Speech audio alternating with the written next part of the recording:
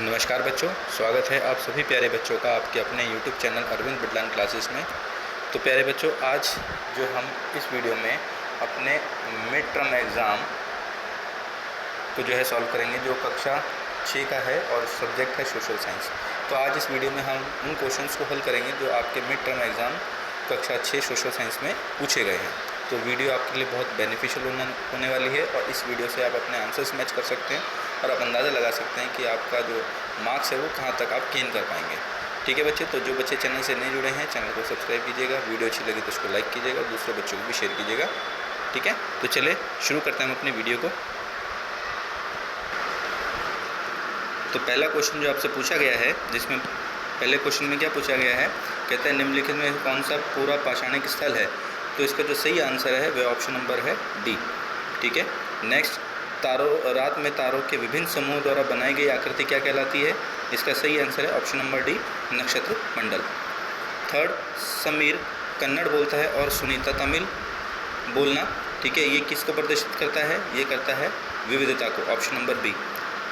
Question number 4, वेशभूषा के कारण किसी व्यक्ति को सार्वजनिक स्थल पर विशेष महत्व प्रदान करना डैश को प्रदर्शित करता है। ये किसको प्रदर्शित करता है, ये करता है भेदभाव को, ऑप्शन नंबर सी।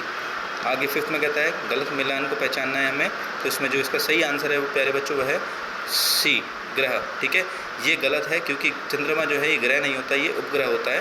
तो फिफ्थ का जो सही आंसर है वह ऑप्शन नंबर सी है। क्वेश्चन नंबर 6, एक पंचायत क्षेत्र में रहने वाले सभी वयस्कों की सभा को डैश कहते हैं। इसका सही आंसर ऑप्शन नंबर सी, ग्राम सभा। नेक्स्ट, ग्राम सभा का सदस्य बनने के लिए न्यूनतम आयु कितनी होनी चाहिए। तो इसका सही आंसर है ऑप्शन नंबर ए, 18 साल। ठीक है बच्चों, चलिए आगे देखते हैं। आगे कहता है सभी के लिए समान चिकित्सा सुविधा की व्यवस्था करना डैश को प्रदर्शित करता है, जो है बी, समानता। ठीक है, 9, निम्नलिखित में से कौन सा विकल्प ग्राम सभा का सदस्य बनने के लिए आवश्यक है। तो इसका सही आंसर है ऑप्शन नंबर सी, मतदाता सूची में नाम। क्वेश्चन नंबर 10, निम्नलिखित में से कौन सा कथन भारत के संदर्भ में सही नहीं है। तो हमें यहाँ पे सही नहीं है वो बताना है। तो इसका जो सही आंसर है ऑप्शन नंबर सी, भारत में विविधता का अभाव है। ये गलत है, भारत में विविधता का अभाव नहीं है, बल्कि भारत में विविधता बहुत बड़े पैमाने पर देखी जाती है। ठीक है, 11th, मानव इतिहास में सबसे आरंभिक काल को पुरातत्वविदों ने क्या नाम दिया है। इसका आंसर है ऑप्शन नंबर डी, पूरा पाषाण काल। क्वेश्चन नंबर 12, डैश से पहले तक का काल पूरा पाषाण कहलाता था। तो इसका है ऑप्शन नंबर ए, 12,000 साल। क्वेश्चन नंबर 13, कृषि के लिए अपनाई गई सबसे प्राचीन फसल कौन सी है। यह ऑप्शन नंबर बी, गेहूँ। ठीक है प्यारे बच्चों, उम्मीद करता हूँ आपको समझ में आ रहा होगा बेटा। चलिए अगले क्वेश्चन पर देखते हैं। आगे कहता है क्वेश्चन नंबर 14 में नवपाषाण युग में ओखली और मूसल का प्रयोग किया जाता था किस लिए, अनाज को पीसने के लिए, ऑप्शन नंबर डी। ठीक है, आगे आरंभिक काल में आग का इस्तेमाल किस कार्य के लिए किया जाता था। तो इसका है ऑप्शन नंबर डी, सभी कार्यों के लिए किया जाता था, प्रकाश के लिए भी, जानवरों को दूर भगाने के लिए भी और मांस को भूनने के लिए। ठीक है, चलिए आगे देखते हैं। आगे कहता है क्वेश्चन नंबर, ये हमारा सेकंड है, आरंभिक मानवों में अखेटा खाद्य संग्राहक जो है, मानव को अखेटा खाद्य संग्राहक कहा जाता है, कारणों की समीक्षा कीजिए। तो देखिए इसके उत्तर को देखते हैं, चलते हैं इसके प्रश्न के उत्तर पे। तो देखिए इसका उत्तर है, ठीक है, क्या कहते हैं, जो पुराने समय में जो लोग होते थे उन्हें अखेटा खाद्य संग्राहक के नाम से जो है जाना जाता था। भोजन का इंतजाम करने की विधि के आधार पर इन्हें इस नाम से पुकारा जाता था। इन्हें क्योंकि इनका काम क्या था कि ये जो है भोजनों को ढूंढ के इकट्ठा किया करते थे। आमतौर पर खाने के लिए वे जंगली जानवरों का शिकार करते थे, मछलियों और चिड़ियों को पकड़ते थे, फल मूल दाने पौधे पत्तियां अंडे इकट्ठे किया करते थे। ठीक है, और अखेटा खाद्य संग्रह समुदाय के लोग एक जगह से दूसरी जगह घूमते थे।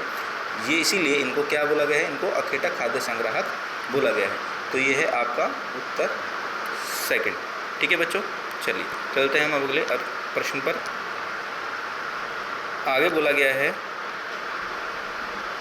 बी में, ठीक है, अथवा है, अथवा का बी दिया हुआ है, आरंभिक मानवों के विषय में पुरातत्वविदों को कैसे जानकारी प्राप्त होती है।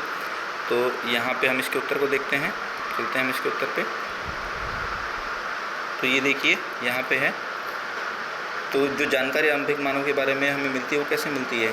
देखिए पुरातत्व को ऐसी कई वस्तु मिली है जिनका निर्माण और उपयोग अखेटा खाद्य संग्राहक किया करते थे। संभव है उन लोगों के कामों के लिए पत्थर, लकड़ी, हड्डियों के औजार बनाए हों। ठीक है, इनमें से पत्थरों के औजार भी बचे हुए हैं। तो अखेटा खाद्य संग्राहक को के इस्तेमाल किए जाने वाली जो वस्तुएं हैं, जैसे पत्थर है, लकड़ी है, हड्डियों के औजार हैं, इनके माध्यम से पुरातत्वविदों को इन अखेटा खाद्य संग्राहकों के बारे में जो है जानकारी मिलती है। ठीक है बच्चों, चलिए चलते हैं हम अगले प्रश्न पे। आगे पूछा गया है अगले प्रश्न में, आरंभिक मानव औजारों का उपयोग किन कार्यों के लिए किया करते थे? किन कार्यों के लिए आरंभिक मानव जो औजारों का इस्तेमाल करते थे? तो चलते हैं इसके उत्तर पे हम। तो ये देखिए यहाँ पे उत्तर दिया हुआ है आपको कि फल और फूल काटने, हड्डियाँ और मांस को काटने, पेड़ों की छाल और जानवरों की खाल उतारने के लिए जो है औजारों का इस्तेमाल किया जाता था। ठीक है, तो इन औजारों का इस्तेमाल अखेटा खाद्य संग्राहक जो है जानवरों की खाल को उतारने के लिए, फल फूल काटने के लिए, हड्डियों और मांस को काटने के लिए, पेड़ों की छाल उतारने के लिए भी किया करते थे। ठीक है, चलिए अगले प्रश्न पे चलते हैं हम। आगे प्रश्न दिया हुआ है, कहता है पृथ्वी को नीला ग्रह कहा जाता है, इस कथन की विवेचना करनी है। ठीक है, पृथ्वी को आप बच्चों को पता है पृथ्वी को नीला ग्रह क्यों कहा जाता है? क्योंकि अंतरिक्ष में देखने से हमारी जो अर्थ है वो नीली दिखाई देती है। नीली क्यों दिखाई देती है? कि पृथ्वी का कितना, हमारी धरती पर जो 70% क्या है वो पानी है, जिसकी वजह से धरती अंतरिक्ष से नीली दिखाई देती है।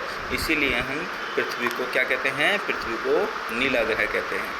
ठीक है, तो ये आप इस तरीके से लिख सकते हैं कि अंतरिक्ष में देखने से धरती नीली दिखाई देती है, क्योंकि पृथ्वी का 70% भाग जो है वो पानी से ढका हुआ है, और पानी अंतरिक्ष में देखने से नीला दिखाई देता है, इसलिए हम धरती को नीला ग्रह कहते हैं। ठीक है, चलिए आगे देखते हैं। क्वेश्चन नंबर बी अथवा में दिया गया है, क्षुद्र ग्रह के निर्माण की प्रक्रिया का उल्लेख करना है हमें। देखते हैं इसके उत्तर को। ये है उत्तर, देखिए क्षुद्र ग्रह के बारे में बताया गया। तारों, ग्रहों के अतिरिक्त असंख्य छोटे पिंड भी सूर्य के चारों ओर चक्कर लगाते हैं। इन पिंडों को क्षुद्र ग्रह कहते हैं। ये मंगल, बृहस्पति कक्षाओं के बीच पाए जाते हैं। वैज्ञानिकों के अनुसार क्षुद्र ग्रह ग्रहों के ही भाग होते हैं जो बहुत वर्ष पहले विस्फोट के बाद ग्रहों से टूट के अलग हो गए थे। ठीक है, तो ये है आपका आंसर। ठीक है प्यारे बच्चों, उम्मीद कर रहा हूँ आपको आगे प्रश्न दिया हुआ है। प्रश्न में कहता है हमें ग्राम पंचायत के कार्यों का वर्णन करना है। तो ग्राम पंचायत के कौन कौन से कार्य हैं, चलिए देखते हैं इनके कार्यों को। तो ये ग्राम पंचायत के कार्य हैं। ठीक है, ग्राम पंचायत का काम क्या है? गांव की सफाई करना, प्रकाश का व्यवस्था करना, सड़कों की और औषधालय और कुओं की सफाई और मरम्मत करना। ठीक है, बाजार और मेलों तथा चारागाहों की व्यवस्था करना। जन्म मृत्यु का लेखा रखती है ग्राम पंचायत। खेत और उद्योग धंधों एवं व्यवसाय की उन्नति, बीमारी की रोकथाम, शमशान और कब्रिस्तान की देखभाल भी ग्राम पंचायत के जिम्मे होती है। ठीक है, तो सभी काम जो हैं ग्राम पंचायत के हैं। तो ये है आपका आंसर। ठीक है प्यारे बच्चों, चलिए चलते हैं अगले प्रश्न पे। आगे जो प्रश्न हमें दिया है खंड गा में, जिसमें कहता है विषुवत पर एक संक्षिप्त टिप्पणी जो है हमें वो लिखनी है। ठीक है, तो चलिए इसके आंसर को देखते हैं। तो ये देखिए इसका आंसर है, जिसमें क्या कहा गया है, एक काल्पनिक रेखा भी ग्लोब को 2 बराबर भागों में बांटती है, जिसे विषुवत वृत्त कहा जाता है। ठीक है, तो ये आप देख रहे हैं ग्लोब है। ठीक है, और विषुवत वृत्त कौन सी है? हम एक बीच वाली एक रेखा जो होती है जो धरती को 2 बराबर भागों में बांटती है। ठीक है, या हम बोलते हैं ग्लोब को 2 बराबर भागों में बांटती है, हम उसको वृत्त बोलते हैं। तो ऊपर वाला भाग जो है ये उत्तरी गोलार्ध कहलाता है और नीचे वाला भाग दक्षिणी गोलार्ध कहलाता है। और इसी वृत्त के समानांतर जो है कुछ रेखाएं और खींची जाती हैं, जिन्हें हम अक्षांश कहते हैं। ठीक है, ये समानांतर रेखाएं होती हैं। ठीक है प्यारे बच्चों, तो यहाँ पर जो वृत्त जो मान होता है यहाँ 90 डिग्री का होता है अक्षांश रेखा का मान उत्तरी ध्रुव पर, और यहाँ अक्षांश रेखा का मान दक्षिण ध्रुव पर भी 90 डिग्री होता है। ठीक है, तो कुल मिलाकर अगर हम देखें तो अक्षांश रेखाएं कितनी हो गई हमारी? ये हमारी बीच वाली रेखा है विषुवत रेखा, इससे ऊपर 90 अक्षांश रेखा होती हैं और इससे नीचे 90 अक्षांश रेखा होती है। तो कुल हो गई हमारी 180, और एक बीच वाली जो हमारी विषुवत रेखा है ये भी हमारी अक्षांश रेखा है। तो अगर हम इसमें 1 प्लस कर देते हैं तो हो जाती है हमारी 181। ठीक है, तो ये हमारी अक्षांश रेखाएँ हैं। ठीक है, तो हम इसे कह सकते हैं कि जो सबसे बड़ी जो अक्षांश रेखा है वो हमारी कौन सी है? वो विषुवत वृत्त होती है। ठीक है प्यारे बच्चों, तो इसी चीज़ को यहाँ पर बताया गया है। चलिए चलते हैं अगले प्रश्न पे। आगे प्रश्न में बोला गया है जो कबीर है वो भोपाल के निकट एक छोटे से गांव में रहता है। वह आलोक का मित्र आलोक से कहता है कि आज रात में सो नहीं पाएगा क्योंकि भारत और इंग्लैंड के बीच क्रिकेट मैच इंग्लैंड में दोपहर 2 बजे को शुरू होगा और भारत के समय अनुसार 7:30 बजे टी पर प्रसारित होगा। दोनों देशों के बीच जो है 5.5 घंटे का समय अंतर क्यों है, तो हमें ये बताना है। ठीक है, तो इंग्लैंड और भारत के बीच में 5.5 घंटे का जो अंतर है वो क्यों है, हमें ये बताना है। तो चलिए देखते हैं इसके आंसर को। तो यहाँ आप देख पा रहे हैं ये इसका आंसर यहाँ से यहाँ तक। ठीक है, आप लोग इसका स्क्रीनशॉट लेके इसको पढ़कर देख सकते हैं। ठीक है प्यारे बच्चों, चलिए चलते हैं अगले प्रश्न पे। नेक्स्ट क्वेश्चन है क्वेश्चन नंबर 7, जिसमें पूछा गया है क्वेश्चन नंबर 7 के ए में पंचायत राज व्यवस्था के विभिन्न स्तरों की व्याख्या कीजिए। ठीक है, तो हमें इसमें पंचायत राज व्यवस्था की स्तरों की व्याख्या करनी है। तो चलिए देखते हैं इसके आंसर को। तो ये देखिए ये इसका आंसर है। ठीक है, इसमें क्या बताया गया है, पहला जो स्तर होता है, पहला स्तर की अगर हम बात करते हैं पंचायत के, तो सबसे पहला होता है ग्राम पंचायत, जो ग्राम सभा के प्रति क्या होती है, उत्तरदायी होती है। तो अगर हम इसके ट्रायंगल की बात करते हैं यहाँ पर, तो सबसे पहला जो स्तर होता है वो बच्चों वो कौन सा है, वो ग्राम पंचायत का होता है। ठीक है, इसके बाद अगर हम सेकंड की बात करते हैं, दूसरा स्तर क्या होता है, दूसरा स्तर होता है पंचायत समिति का। ठीक है, कहीं कहीं पर इसे जनपद पंचायत भी बोला जाता है। ठीक है, तो सेकंड स्तर जो है पंचायत का होता है पंचायत समिति का। ठीक है, और तीसरा जो स्तर होता है ग्राम पंचायत का वो होता है प्यारे बच्चों जिला परिषद। ठीक है, तीसरा स्तर क्या है, जिला परिषद। तो पहला स्तर है ग्राम पंचायत, दूसरा है पंचायत समिति और तीसरा है जिला परिषद। ठीक है, तो इस तरीके से पंचायत जो है अपने 3 स्तरों पर काम करती है। ठीक है, चलिए आगे देखते हैं अगले क्वेश्चन को। आगे कहता है अथवा के बाद 7वें का बी में ग्राम सभा क्यों ज़रूरी है, कोई 3 कारण हमें बताने हैं। ठीक है, तो इसके आंसर को देखते हैं हम, चलते हैं इसके आंसर। तो ये देखिए इसका आंसर है, गांव में जो गांव के समाज के जो लोग होते हैं उनके बीच एकता, उनके बीच भाईचारा को बढ़ावा देना, मुखिया, उप मुखिया और ग्राम पंचायत सदस्यों से ग्राम पंचायत के कार्य, विकास और कल्याणकारी योजनाओं और उनकी आमदनी और खर्चे के बारे में पूछताछ करना। ठीक है, तो ये क्या है, ये सब ग्राम सभा के, ये क्या है, ग्राम सभा के क्या है, ये कार्य हैं। ठीक है, तो इस तरीके से हम उनके कार्यों का पूरा ब्यौरा जो है वो दे सकते हैं। ठीक है, चलिए चलते हैं अगले प्रश्न पे। अगला जो प्रश्न है प्रश्न नंबर 8, इसमें बोला गया है पृथ्वी के विभिन्न ताप कटिबंधों की व्याख्या कीजिए। तो पृथ्वी के ताप कटिबंधों के बारे में बताना हमें, देखते हैं इसको। तो यहाँ ये ताप कटिबंध के बारे में बताया गया है। तो सबसे पहला जो ताप कटिबंध है प्यारे बच्चों वो है उष्ण कटिबंध। यहाँ सबसे अधिक ऊष्मा प्राप्त होती है सूर्य की। ठीक है, कर्क रेखा और मकर रेखा के बाद किसी भी अक्षांश पर दोपहर का सूर्य कभी भी सिर के ऊपर नहीं होता। ध्रुवों की तरफ जो सूर्य किरणें होती हैं तिरछी होती है। इस प्रकार उत्तरी गोलार्ध में कर्क रेखा एवं उत्तरी ध्रुव वृत्त और दक्षिणी गोलार्ध में मकर रेखा एवं दक्षिण ध्रुव वृत्त के बीच वाले क्षेत्र का तापमान मध्यम रहता है, इसीलिए इसे शीतोष्ण कटिबंध कहा जाता है। ठीक है, तो उष्ण कटिबंध होता है एक हमारा, जहाँ पर सूर्य की जो रेखा है वो बिल्कुल सीधी पड़ती है, ऊष्मा अधिक प्राप्त होती है।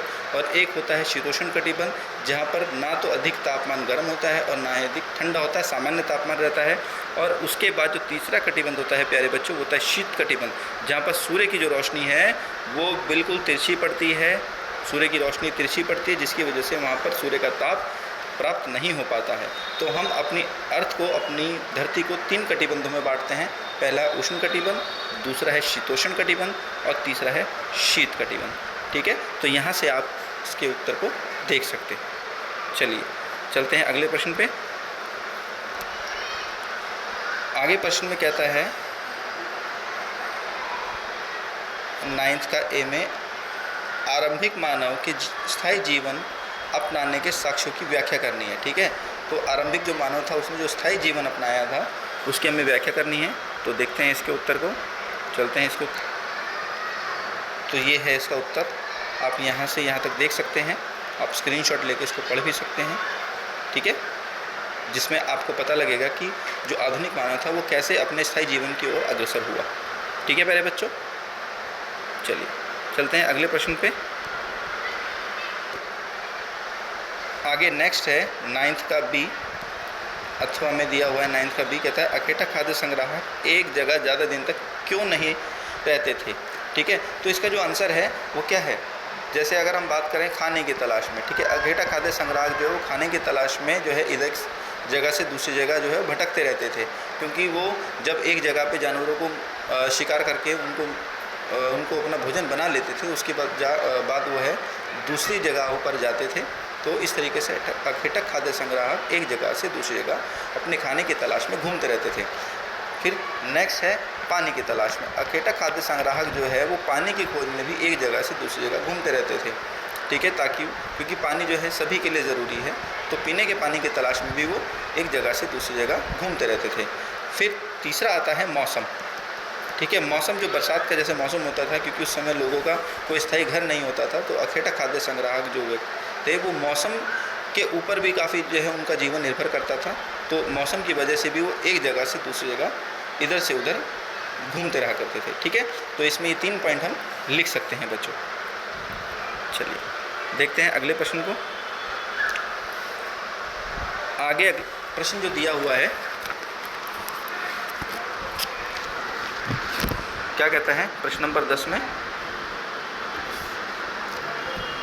प्रश्न नंबर 10 में पूछा गया है हमसे, ये हमें एक पैराग्राफ दिया गया है, एक अनुच्छेद है जिसे पढ़ना है और उसके पढ़कर उसके प्रश्नों के उत्तर देने हैं। तो सीधा हम प्रश्न पे चलते हैं। पहला प्रश्न कहता है अफसाना की माँ की जो अम्मी है वो अफसाना को बास्केटबॉल खेलने के लिए क्यों नहीं भेजना चाहती थी, ठीक है। तो इस पैराग्राफ को आपको पढ़ेंगे जब आपको तो समझ में आएगा कि कहीं ना कहीं जो है एक तरीके से लिंग की असमानता थी, ठीक है। क्या थी? लिंग की असमानता। तो इसका जो सही आंसर है वो है लिंग की असमानता, जिसकी वजह से उसकी अम्मी उसको बास्केटबॉल खेलने के लिए नहीं भेजना चाहती थी।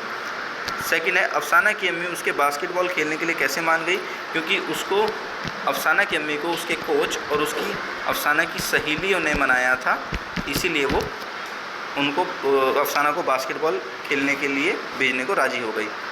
आगे कहता है थर्ड कहता है आफरीन की दादी उसे खेलने से क्यों रोक रही थी। देखिए, आफरीन की दादी उसे खेलने से इसलिए रोक रही थी क्योंकि आफरीन जो है आफरीन क्या है? एक लड़की थी, ठीक है। दूसरा पॉइंट इसका ये हो सकता है क्योंकि उनके पास पैसों की कमी थी, इसीलिए भी वो आफरीन को जो है वो खेलने से रोकती थी।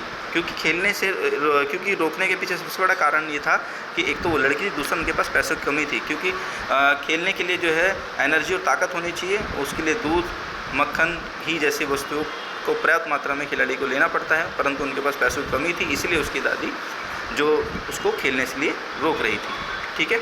चलिए चलते हैं अगले प्रश्न पे, क्वेश्चन नंबर 11। इसमें भी आपको एक अनुच्छेद दिया हुआ है, तो इस अनुच्छेद को पढ़ के आपको प्रश्नों के उत्तर लिखने हैं। तो जैसे पहला प्रश्न है, इसमें बोला गया है कि अफसाना खेल ख़त्म होने के बाद बाहर क्यों नहीं घूम सकती थी।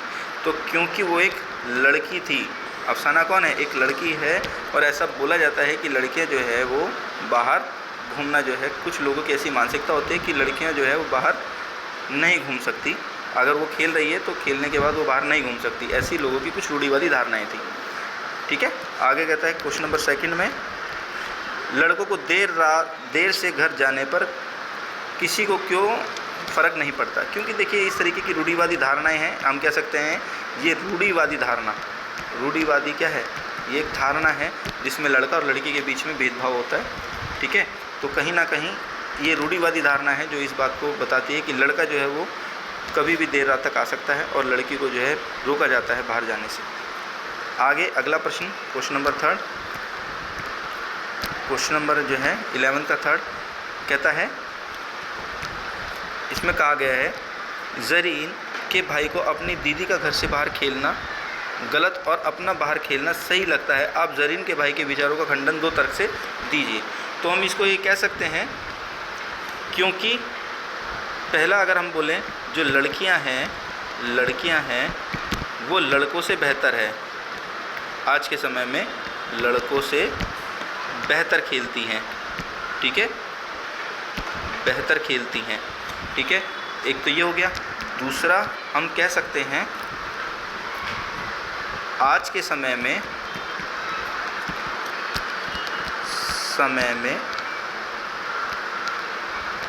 लड़कियां जो हैं लड़कियां लड़कों से आगे हैं, लड़कों से आगे हैं। आप देख सकते हैं चाहे वो आर्मी हो, चाहे पुलिस हो, खेल हो, कूद हो, लड़कियां मोस्टली जो है वो पढ़ाई के साथ साथ खेल कूद में भी लड़कों से आगे निकल रही हैं। ठीक है, तो कहीं ना कहीं समाज में रूढ़िवादी धारणाएं हैं जो लड़का और लड़की में आज के समय में भेदभाव करती हैं। ठीक है बच्चों, चलिए देखते हैं अगला प्रश्न। क्वेश्चन नंबर है 12। क्वेश्चन नंबर 12 में क्या बोला गया है, यहाँ भी एक आपको अनुच्छेद दिया गया है जिसको आपको पढ़ना है, उसके उत्तर लिखने हैं। तो पहला प्रश्न जो है जिसमें बोला गया है चांद पर उतरने वाला पहला व्यक्ति कौन था, तो था वो नील आर्मस्ट्रॉन्ग। ये है आपका उत्तर नंबर 1। नील आर्मस्ट्रॉन्ग जो था चांद पर उतरने वाला था, पहला व्यक्ति था। इसके बाद सेकंड कहता है सुनीता गोताखोर क्यों बनना चाहती थी।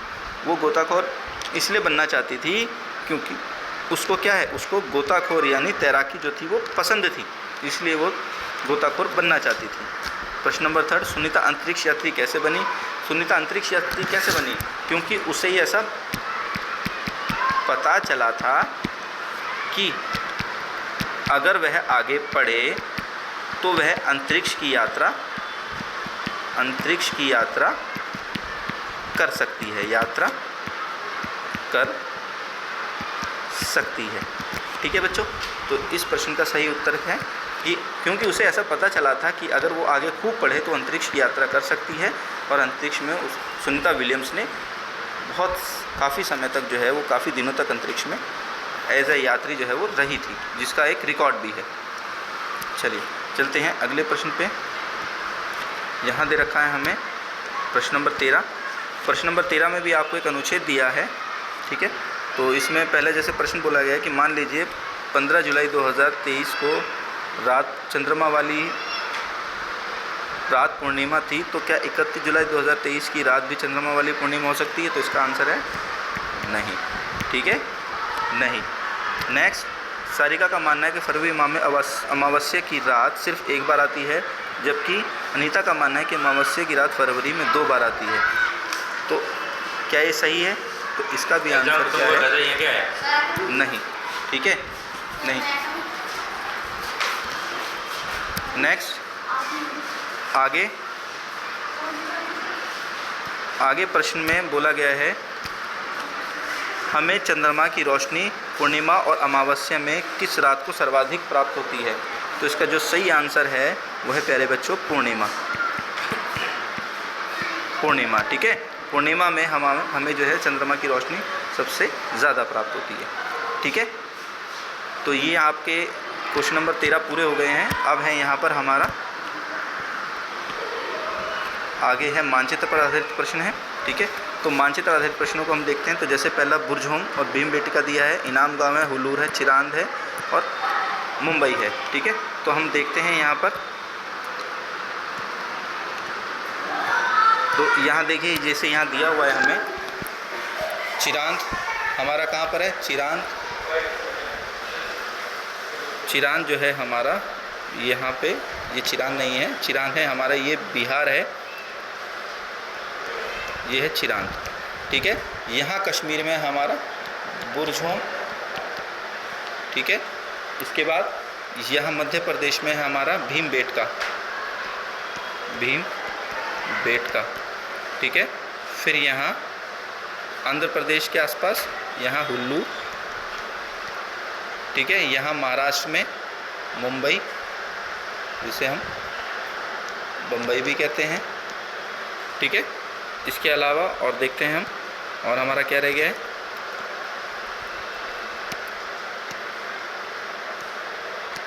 एक हमारा रह गया है इनाम गांव। ठीक है, इनाम गांव। तो इनाम गांव हमारा कहाँ पर है, इसको देख लेते हैं हम। इनाम गांव हमारा पड़ता है यहाँ महाराष्ट्र में, ठीक है प्यारे बच्चों। तो इस तरीके से हम इस मैप को भर सकते हैं। बहुत आसान मैप दिया गया था पेपर में आपको। ये वाले जो प्रश्न हैं ये सब दृष्टिबाधित परीक्षार्थियों के लिए हैं। तो जैसे इसमें बताया गया केंद्र शासित प्रदेश का नाम लिखिए जब बुर्जहोम है, तो बुर्जहोम कहाँ पर है, कश्मीर में, जिसे जम्मू कश्मीर कहा गया है। भीमबेटका कहाँ पर है, मध्य प्रदेश में, मध्य प्रदेश यानी एमपी में। इनाम गांव कहाँ है, महाराष्ट्र में। इसके बाद हुल्लूर आंध्र प्रदेश,